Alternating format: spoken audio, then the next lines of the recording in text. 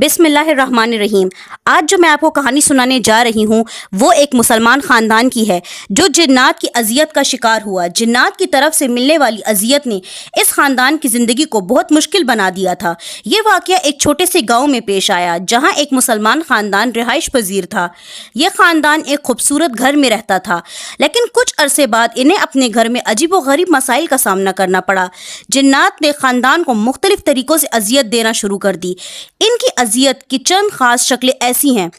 جنات رات کے وقت انتہائی شور مچاتے تھے۔ کبھی کبھار ایسا ہوتا کہ گھر والوں کو رات بھر عجیب و غریب آوازیں سنائی دیتی، جیسے کوئی بھاری چیز گر رہی ہو یا کوئی شخص چل رہا ہو۔ یہ شور اتنا شدید ہوتا کہ خاندان کے افراد نیند کی کمی کا شکار ہو جاتے۔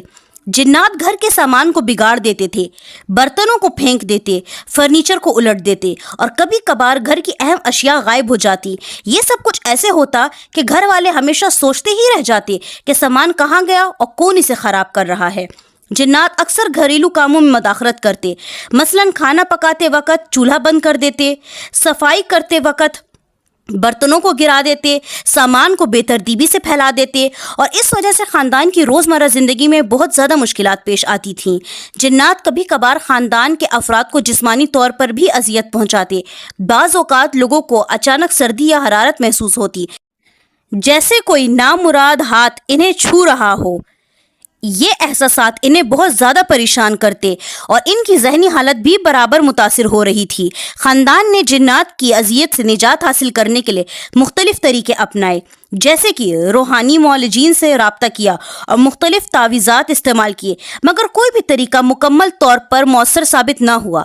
آخر کار ایک عالم نے انہیں قرآن کی تلاوت اور مخصوص دعاؤں پر عمل کرنے کا مشورہ دیا۔ انہوں نے بتایا کہ قرآن کی سورت فلق اور سورہ ناس کو صبح اور شام پڑھنے سے جنات کی اذیت کم ہو سکتی ہے۔ ساتھ ہی گھر میں روزانہ قرآن کی تلاوت کرنے سے گھر پاک و صاف ہو سکتا ہے۔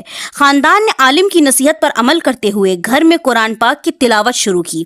وہ ہر روز سورہ فلق، سورہ ناس کی تلاوت کرتے اور ہر کمرے میں قرآن کے صفحات رکھے۔ انہوں نے اللہ کی پناہ مانگی اور دعا کی کہ جنات کی اذیت ختم ہو جائے۔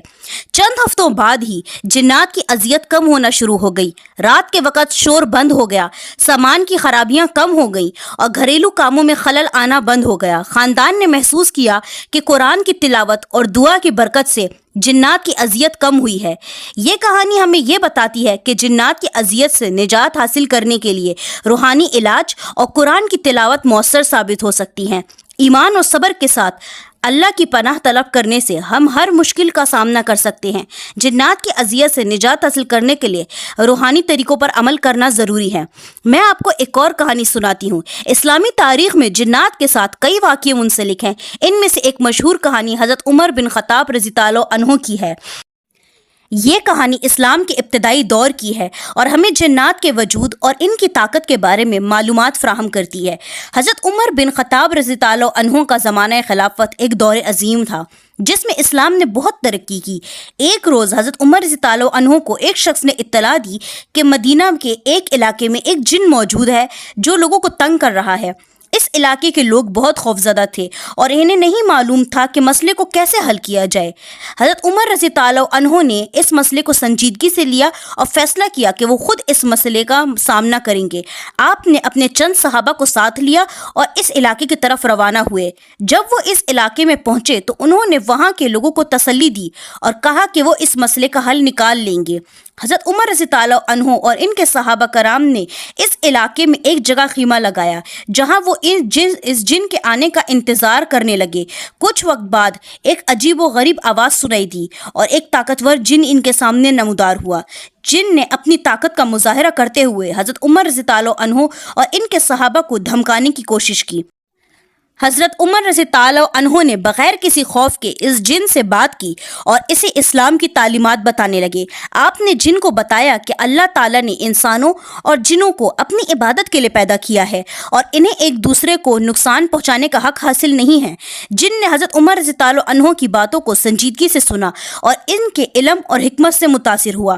حضرت عمر رضی اللہ عنہ کی باتوں کا اثر جن پر اتنا ہوا کہ اس نے اسلام قبول کر لیا۔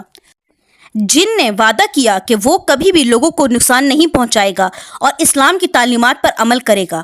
حضرت عمر رضی اللہ عنہ نے اسے نصیحت کی کہ وہ اپنے ساتھی جنوں کو بھی اسلام کی دعوت دے اور انہیں صحیح راستے کی طرف بلائے۔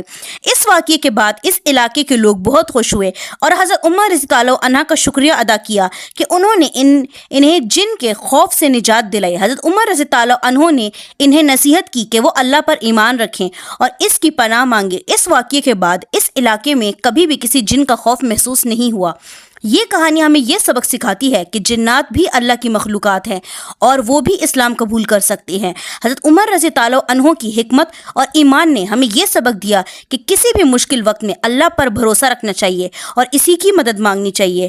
حضرت عمر رضی اللہ عنہ کی شخصیت نہایت مضبوط اور حکمت سے بھرپور تھی۔ ان کا ایمان اتنا مضبوط تھا کہ حتیٰ کہ جن بھی ان کے سامنے سر تسلیم خم کر دیتے تھے۔ ان کی قیادت میں اسلام نے نہ صرف لوگوں کے دلوں میں بلکہ جنات کے دلوں میں بھی اپنی جگہ بنائی۔ یہ کہانی اسلامی تاریخ کا ایک اہم حصہ ہے جو ہمیں جنات کے وجود اور ان کے ساتھ تعامل کے بارے میں آگاہ کرتا ہے۔ حضرت عمر رضی اللہ عنہ کی یہ کہانی ہمیں یہ یاد دلاتی ہے کہ اللہ کی راہ میں صبر و استقامت اور حکمت سے کام لینا چاہیے، چاہے ہمارے سامنے کتنی بڑی ہی مشکل کیوں نہ پیش آئے۔ سبحان اللہ۔